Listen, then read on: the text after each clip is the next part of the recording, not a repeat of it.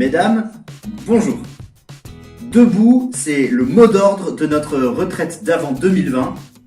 Debout dans la foi, debout dans la prière, debout dans l'espérance. Du 29 novembre au 1er janvier, nous allons faire ensemble une plongée jusque dans le cœur de l'Église, dans le cœur de la Vierge, pour nous mettre face à Dieu et demander, crier vers le ciel, « Viens, Seigneur Jésus ». Nous n'allons pas beaucoup nous retrouver pendant cette retraite. Pas de topo en présentiel pour nous rassembler. On en est réduit à du distanciel. Très bien. Mais ça ne doit pas tourner pour autant au superficiel. Dieu habite dans le silence. Et nous habitons dans le bruit. C'est un fait. Puisque nous ne sommes pas dans des cloîtres, dans des forêts de hêtres, dans des déserts, ce silence, si désirable, puisqu'on y trouve Dieu, il va nous falloir le conquérir.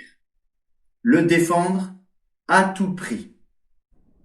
Très concrètement, trouver le lieu approprié, le moment prolongé, où chaque jour, on va pouvoir fréquenter le silence, tout court, pour obtenir le silence intérieur, celui d'une âme qui se tait en présence de Dieu.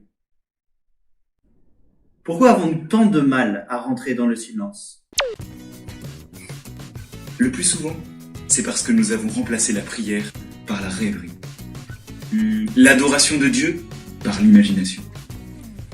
Nous sommes venus à la prière en continuant de traiter dans notre tête des informations. Un peu comme un ordinateur sur lequel on aurait ouvert plusieurs fenêtres. Mais nous ne nous sommes pas préoccupés du désir de Dieu. Cet avant doit être différent. Non pas parce que nous faisons quelque chose d'héroïque, mais parce que nous faisons quelque chose de seulement normal, qui est de descendre dans son cœur et de se mettre face au Seigneur. En union avec toute l'Église, avec tous ceux qui crient leurs besoins de Dieu, avec tous ceux qui ignorent les bontés de Dieu, nous nous tenons en présence du Seigneur. Écoutons le Seigneur.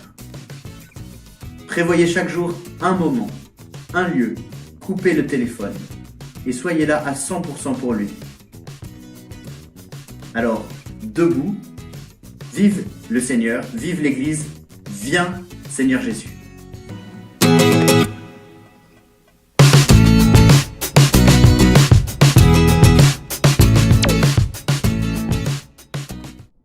Mesdames, vous êtes la force de notre communauté.